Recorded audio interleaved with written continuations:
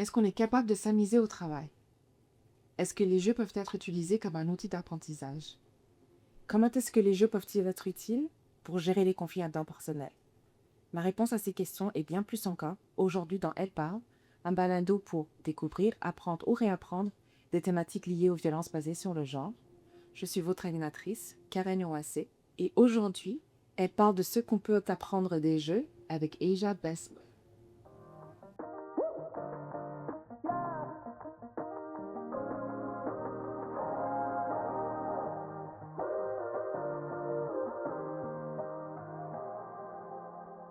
Bonjour et bienvenue Asia. Pour les personnes qui ne te connaissent pas, est-ce que tu pourrais te présenter, s'il te plaît? Oui, mon nom c'est Asia. Je suis à la direction générale d'un organisme de bienfaisance qui s'appelle le Réseau Dialogue. Et je suis aussi copropriétaire d'un café-boutique ludique qui vend des jeux de société qui s'appelle Studio Saja. Okay. Bienvenue et aujourd'hui, tu es là pour nous parler de la ludification. Qu'est-ce que c'est? Mais en fait, il y a peut-être 3 termes séparés dont j'aimerais parler aujourd'hui, qu'on peut tout utiliser sous la grande bannière de ludification, mais qui sont légèrement différents l'un de l'autre. Donc, tu as la ludification comme telle, qui est de prendre des éléments des jeux, que ce soit des jeux de société, des jeux vidéo, etc., et de les incorporer dans des contextes qui ne sont pas des jeux dans la vie de tous les jours. On peut aussi parler d'apprentissage par le jeu. Donc, c'est de prendre des jeux qui existent déjà et dans la façon qu'on les anime, qu'on les contextualise, s'en servir pour d'autres objectifs d'apprentissage, pédagogie, cohésion d'équipe, résolution de problèmes, etc. Puis aussi, puis c'est un terme qui fait beaucoup rire, là, mais c'est le jeu sérieux, qui quand on crée un jeu qui a comme objectif principal quelque chose qui n'est pas le divertissement. Donc, quelque chose qui a comme objectif principal un objectif d'éducation, pédagogie, résolution de problèmes, etc. OK. Et est-ce que c'est quelque chose de nouveau? Non, je pense on s'entend que le jeu... les jeux de société ont peut-être pris beaucoup d'ampleur dans les dernières années, puis les jeux vidéo aussi, mais le jeu, l'action de jouer, c'est quelque chose qui fait fondamentalement partie de notre expérience comme humain. Même dans les autres espèces animaux, je pense que c'est une partie vraiment importante de notre apprentissage, de notre développement. C'est peut-être quelque chose à laquelle on met un peu plus d'énergie dernièrement, de regarder comment on peut s'en servir comme levier dans la vie de tous les jours, dans nos espaces de travail. Donc, le mot ludification, c'est un terme assez récent. En anglais, on parle de gamification, puis c'est quelque chose qui date des 20 dernières années. Je pense qu'il y a quand même des esprits, des éléments de ça qui existent dans la pédagogie, puis dans d'autres phases de notre vie depuis longtemps. D'accord. Et à quoi elle veut servir à l'édification? Quels sont ses bénéfices? Oui, bien, je pense que le jeu, il y a une raison que c'est quelque chose qui fait partie de l'expérience universelle des êtres humains et de notre développement. Le jeu, c'est puis là-dedans, on peut englober, tu sais, les jeux plus structurés ou le sport, mais aussi juste, puis là, c'est ça, un peu drôle en français. En anglais, je dirais games, je dirais play. Mais en français, c'est tous les deux. Les jeux et le jeu. Et le jeu. On s'entend que ça sonne comme la même chose, mais je pense qu'il y a un peu une différence entre les deux. Mais le jeu, jouer, c'est quelque chose qui, je pense, c'est vraiment de créer des espaces sécuritaires pour de l'expérimentation, pour la créativité. Et c'est quelque chose qui, vraiment, même dans la neuroscience, on regarde comment ça peut avoir un impact chimique sur ton cerveau qui permet de faire de la résolution de problèmes, de penser à des solutions, d'apprendre plus facilement. Puis je pense que c'est quelque chose de très important dans comment on peut apprendre.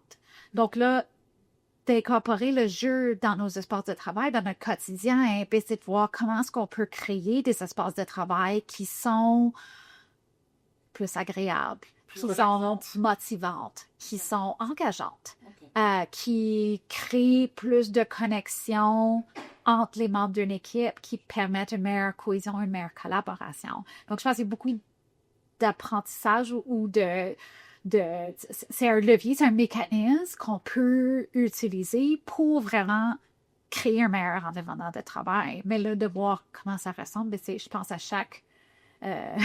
ça peut différencier beaucoup de chaque environnement parce que chaque personne joue différemment aussi. Je pense qu'on a tout comme on a différents styles de communication, on a différents styles d'apprentissage, mais on a aussi différents styles ou personnalités de jeu. Et quand on joue, c'est peut-être pas la même chose. Et qu'est-ce qui peut être un jeu pour une personne peut sembler comme un travail désagréable pour un autre. Donc, je pense que quand on parle de jeu, ben, c'est toujours penser à est-ce que c'est quelque chose qui est agréable? Est-ce que c'est quelque chose qui permet d'avoir du fun dans un environnement sécuritaire? Parce que là, quand il n'y a plus de fun, quand tu ne te sens plus en sécurité pour permettre comme de t'amuser, d'explorer des créativités, tout ça, ben c'est plus vraiment du jeu, même si tu es plus en train de jouer, même si peut-être il y a comme une structure de jeu. C'est ça. Ben, je sais pas si tu as déjà vu des personnes jouer au Uno, mais à un moment donné, c'est plus du jeu. Hein, c'est ça, je pense que la compétition, ça peut être quelque chose d'agréable, mais quand la compétition prime avant tout, ou quand tu te sens comme les conséquences de perdre sont trop grandes, ben là t'es plus dans ce mode-là de jeu. Parce que je pense que comme pour bénéficier du jeu, pour bénéficier de ce qui se passe chimiquement, ben il faut qu'il y ait comme pas trop d'adrénaline, pas trop de stress. Quand tu es dans les hormones de stress, tu n'es plus dans les hormones qui te permettent de relaxer. Et de vraiment comme élargir tes façons de penser, de penser différemment. OK. D'accord. Bon, on va rester dans le concret. Oui. Comment est-ce que on peut utiliser la ludification justement pour motiver les gens? Oui, mais je pense que là, en ce moment, il y a comme toute une culture de ludification qui se passe dans le monde corporatif. Puis je pense c'est facile peut-être même d'aller trop loin là-dedans parce que je pense on peut en général, on regarde comment est-ce qu'on peut prendre ces éléments-là de jeux vidéo, surtout de d'autres jeux, pour créer de l'engagement. Donc, on peut penser à, exemple, des barres de progression qui permettent de mesurer concrètement comment loin tu avances dans une tâche. Il y a aussi comment est-ce qu'on peut diviser une grosse tâche qui peut sembler insurmontable en petites missions qui donne cette satisfaction-là d'accomplissement, d'avoir concrètement avancé dans des petites bouchées, de progresser. Tu peux avoir cette idée de mesurer ta progression versus ceux des autres ou versus même toi-même. Donc, tu sais, on peut penser... il y a beaucoup de ludification qui se fait en ce moment dans tout ce qui est comme activité physique. Donc là, de mesurer combien de pas que tu as fait une journée pour savoir combien de pas tu as fait le lendemain et tu es peut-être en compétition avec toi-même de savoir, puis il y a quelque chose de vraiment instinctivement qui peut être motivant de vouloir comme aller plus loin ou de voir ta progression, de vouloir t'amuser. Je pense le danger, c'est peut-être quand cette motivation externe, extrinsèque, on peut dire, devient comme plus important que la motivation, que la raison que tu fais les choses. Tu sais, comme, est-ce que le jeu devient comme plus important que... la finalité, hein? Oui, c'est ça. Donc, tu sais, dans le travail, ben si tout à coup, tu es plus motivé pour avoir les points pour gagner le jeu que de bien faire ton travail ou d'atteindre ta mission d'organisme, ben là, je pense que t'es peut-être allé trop loin dans la ludification. Je pense qu'il y a aussi un aspect en ce moment où on regarde tellement dans ces mécanismes de jeu, mais sans jouer, sans avoir le plaisir, sans permettre la créativité. Donc, je pense... par exemple, notre expérience sur les réseaux sociaux en est une qui est très inspirée de ce modèle-là de ludification où tu as des badges qui mesurent ta progression ou ton engagement, la façon que les notifications fonctionnent, la façon que tu as comme un sentiment d'accomplissement de faire des tâches et tout ça, qui est créé dans un désir d'augmenter l'engagement, et le temps que tu passes sur une plateforme de réseaux sociaux, mais on voit aussi comment c'est peut-être pas toujours sain dans le long terme de créer comme cet engagement-là continu.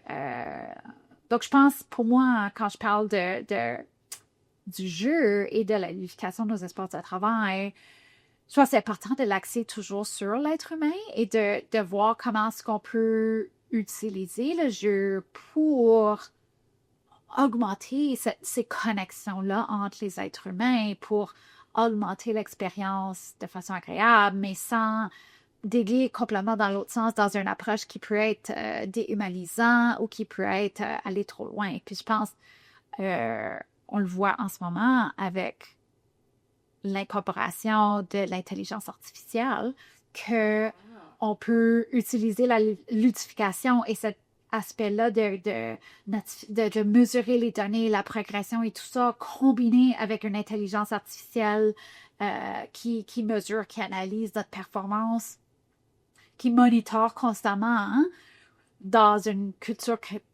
corporative. Là, on parle là, ça devient, je sais pas, toute une autre chose. Là, on parle de quasiment une micro-gestion par les algorithmes, hein?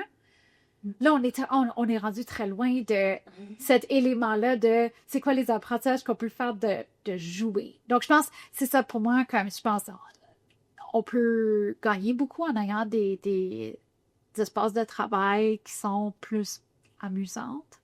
Mais on peut aussi tirer les mauvaises leçons ou prendre les mauvaises choses des jeux. C'est ça, les motivations données peuvent ne plus être bénéfiques pour les personnes. Oui, parce que c'est ça, vraiment, là, quand tu es en train de penser juste engagement, productivité, ben, tu perds cette connexion, je pense, aux êtres humains. Donc, moi, je vois plus des jeux comme quelque chose qui peut peut-être favoriser ou augmenter ton expérience humaine, mais quand tu t'en sors trop dans l'autre sens, ben là, OK. Bon, on va justement garder ce point-là. D'après toi, comment on peut utiliser la ludification pour améliorer la cohésion de groupe? Ben, je pense les jeux peuvent être une excellente façon de créer des interactions, de permettre de la collaboration, de permettre le dialogue. Puis dans un jeu où justement les gens permettent de peut-être un peu de distance de ta vie de tous les jours, ben ça te permet de tester, de pratiquer, d'apprendre, mais dans un environnement sécuritaire où justement là c'est pas la pression est moins haute, on va dire.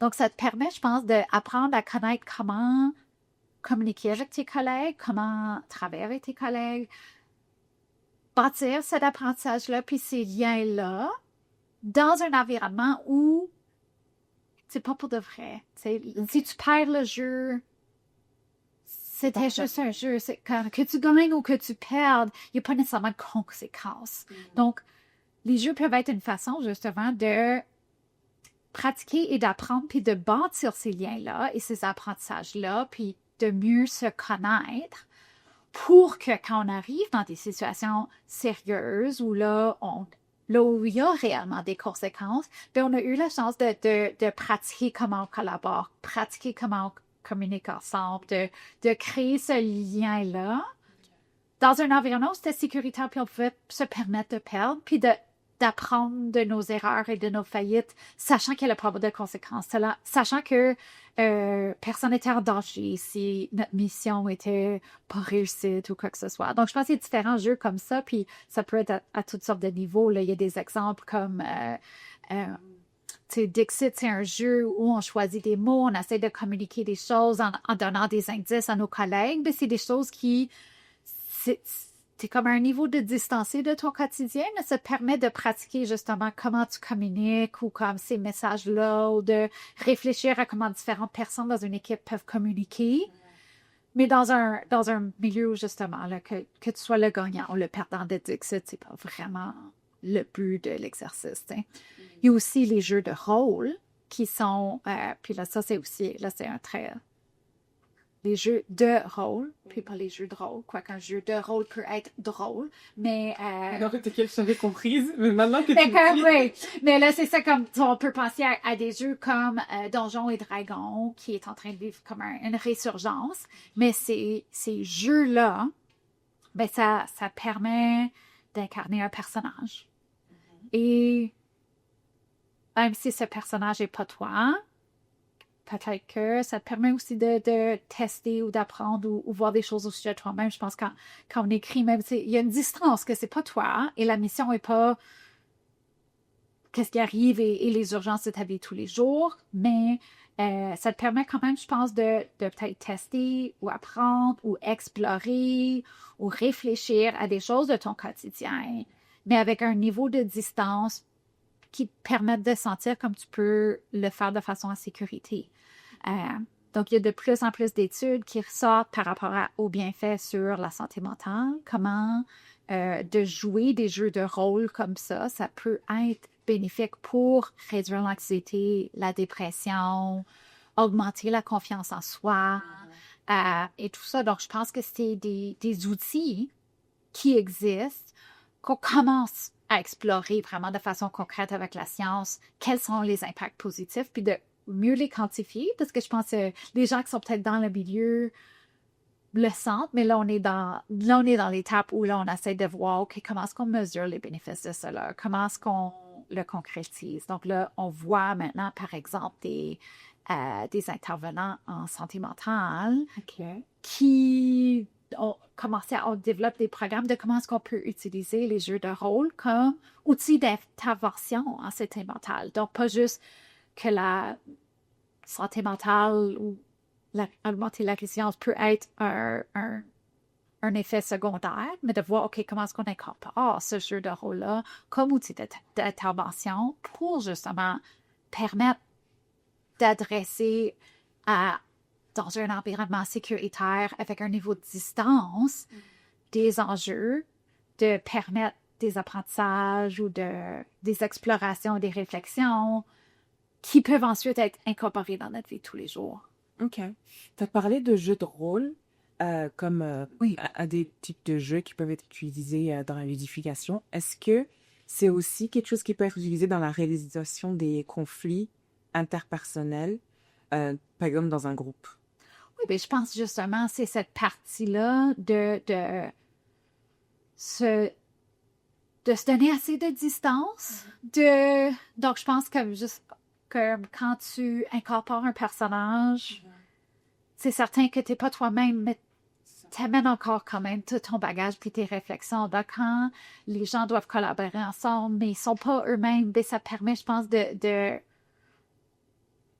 juste un pas de distance de tes conflits ou tes préconceptions des autres ou tes biais et quoi que ce soit qui te permettent peut-être d'avoir une bonne collaboration, un engagement parce que quand tu es trop proche de la situation, tu n'es pas capable de voir au-delà de ça. Mais en incorporant peut-être justement en sortant d'une situation qui est juste assez différente de ta vie quotidienne, en jouant un personnage qui est juste légèrement différent de qui tu es à tous les jours, bien, ça te permet peut-être de collaborer avec quelqu'un avec qui tu collabores pas facilement dans ta vie de tous les jours et de voir, OK, bien, comment est-ce qu'on peut créer un dialogue, comment est-ce qu'on peut collaborer, comment est-ce qu'on peut arriver à coopérer pour un objectif. Puis ensuite, peut-être, c'est justement là, dans ces scénarios-là, de sortir de ton quotidien qui te permettent ensuite de tester, apprendre, voir, puis de te rendre compte finalement que, OK, peut-être qu'il y a des éléments de ce jeu-là que je peux incorporer dans ma vie de tous les jours. Peut-être qu'il y a des façons que je peux collaborer avec cette personne-là quotidiennement parce que finalement, on a vécu quelque chose de positif, on a vécu quelque chose d'agréable ensemble, on a appris à collaborer pour atteindre un objectif, même si c'était quelque chose de fictif. Là, est-ce qu'on peut collaborer ensemble pour atteindre un objectif collectif qu'on a dans un contexte de travail? OK. Ouais, il faudrait pas avoir l'impression de faire une fixette sur les jeux de rôle. Mais en fait, c'est juste que ça me fait penser, c'est un peu comme les thérapeutes de couple qui utilisent ça sur les couples quand ils demandent à chacun de se mettre dans le rôle de l'autre pendant 24 heures ou pendant une semaine pour voir comment l'un ou l'autre réagit à l'idée de l'autre dans leur couple, par exemple. Oui, puis c'est justement, ben, c'est une forme de jeu parce que c'est vraiment dans cette idée de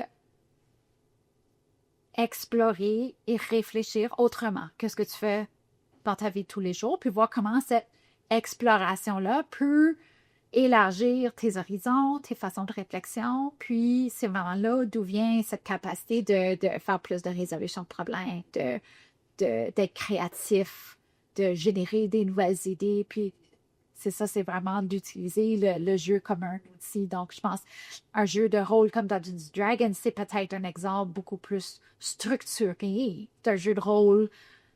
Mais on peut penser à beaucoup d'exemples si on a déjà travaillé en thérapie ou en intervention, où on utilise différents types de jeux de rôle pour justement atteindre nos objectifs. Donc, je pensais de voir aussi comme combien de structures que ça prend pour atteindre cet objectif-là, puis de trouver l'équilibre, je pense, entre quand la structure du jeu te permet de créer cet état de créativité et d'ouverture-là versus quand la structure, comme c'est pas assez de structure, c'est peut-être pas assez pour que les gens puissent se permettre de se sentir en sécurité ou de pouvoir permettre. Trop de structure, c'est peut-être aussi l'inverse où là, tu es tellement attention, OK, là, il faut dans quel ordre je dois faire les choses, puis c'est quoi le bon point, puis je suis en train... Là t'es plus dans un environnement sécuritaire d'exploration, parce que là, t'es comme vraiment... OK, là, il faut que je fasse ça, puis ensuite ça et ça. Ça, je pensais aussi comme d'adapter puis de choisir les bons jeux pour ton public, pour ton groupe, pour ton équipe. On n'a pas tout le même style de jeu. So là, on n'aime pas toutes les mêmes choses. Il y a des gens pour qui faire de l'improvisation, c'est le fun, c'est naturel. Il y a des gens pour qui faire de l'improvisation, c'est horrible. C'est horrible, c'est stressant.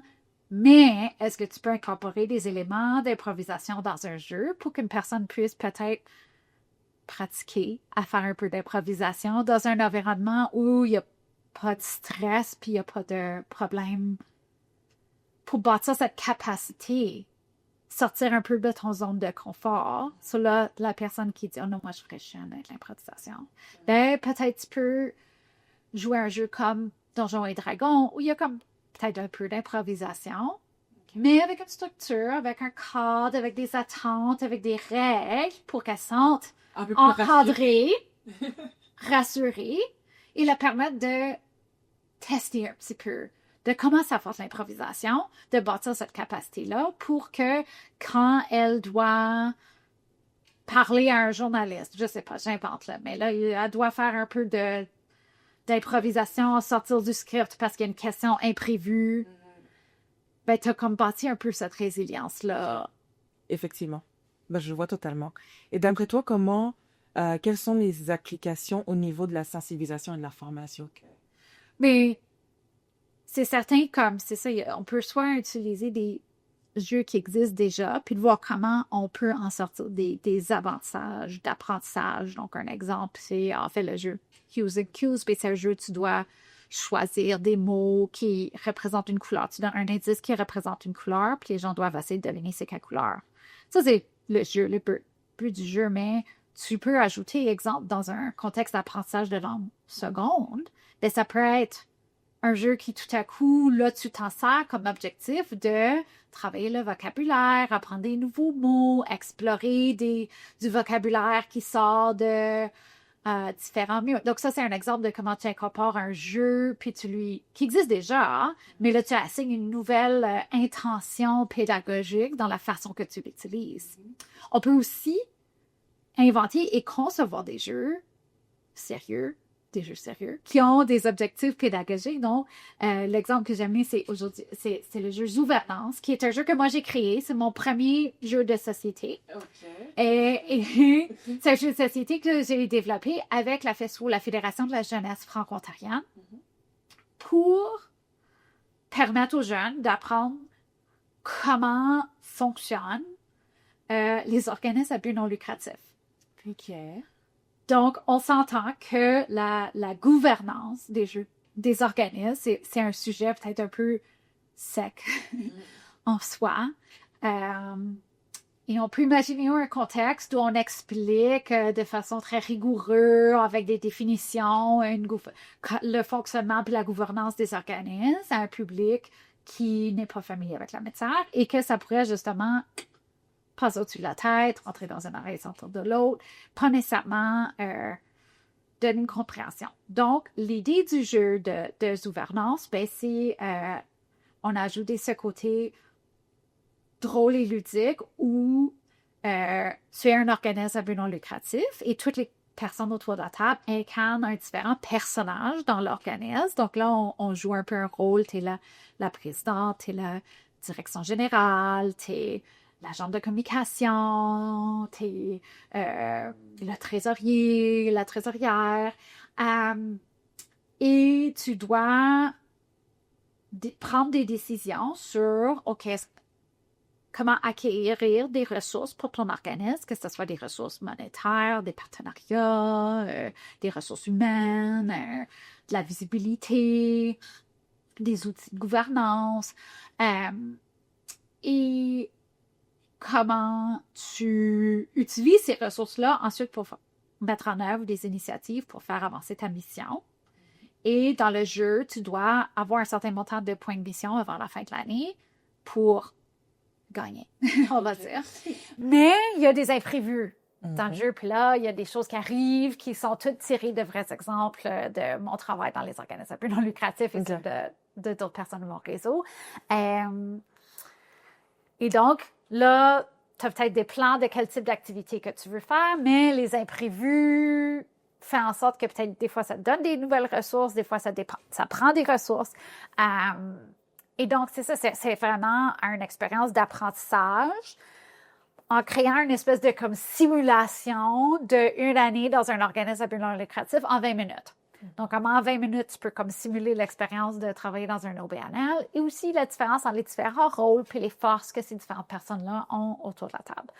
Donc, dans cet exemple de jeu sérieux, bien, c'est vraiment un jeu, un outil qu'on a conçu pour faire apprendre une connaissance, donner les concepts clés à des jeunes et des adultes qui veulent mieux comprendre comment ça fonctionne un organisme, mais tout en assurant que c'était quelque chose d'agréable, puis que les gens veulent jouer. Puis je pense que c'est quelque chose qui est vraiment important dans ce côté-là de l'éducation, c'est que tu peux pas forcer le fun. Puis je pense qu'on peut tous penser à un exemple professionnel où on nous a imposé une activité ludique, mais qui, justement, était peut-être pas... l'impression d'être plus du travail que... Oui, et que tu étais comme, en fait, je voudrais être en train de vérifier mes courriels tout de suite au lieu de vivre cette expérience ludique-là parce que c'est vraiment pas le fun.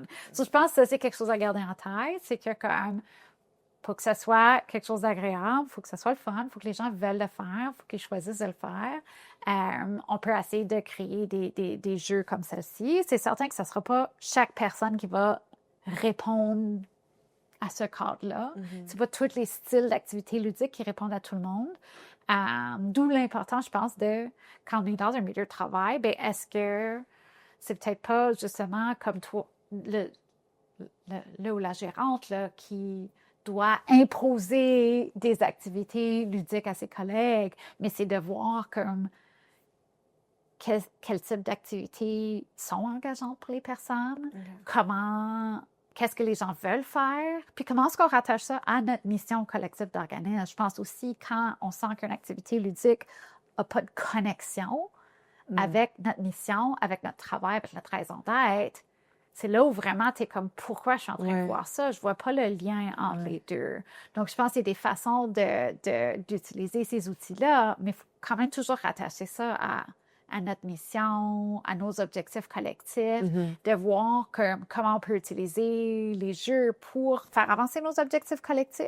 Mais si on est en train de s'en servir, puis un disconnect entre les deux, bien, c'est là où les gens sont comme, pourquoi je suis en train de faire ça? Je veux pas être forcée à faire ça.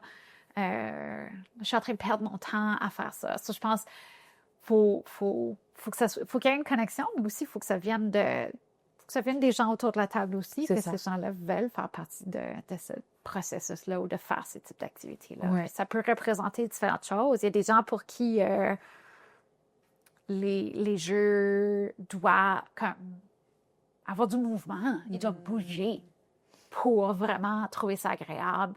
Ils veulent que ce soit même de comme faire du yoga ou quelque chose, mais c'est d'avoir ce mouvement-là, de bouger, c'est le côté kinétique.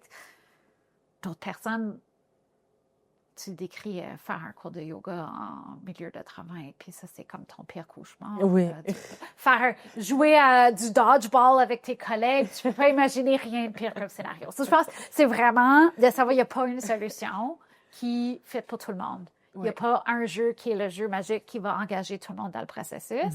C'est de voir qui sont tes personnes, c'est quoi leurs besoins, c'est quoi qu'est-ce qu'ils trouvent agréable, puis comment est-ce que tu peux trouver des activités agréables qui permettent de faire cette connexion avec le travail que vous essayez d'accomplir. Effectivement. Merci à Asia pour son expertise et merci à vous tous de nous avoir écoutés et regardés. Pour toute information supplémentaire, vous pouvez vous rendre sur le site de actionontarienne.ca. Nous remercions aussi l'agence Overhorizon avec qui nous filmons aujourd'hui.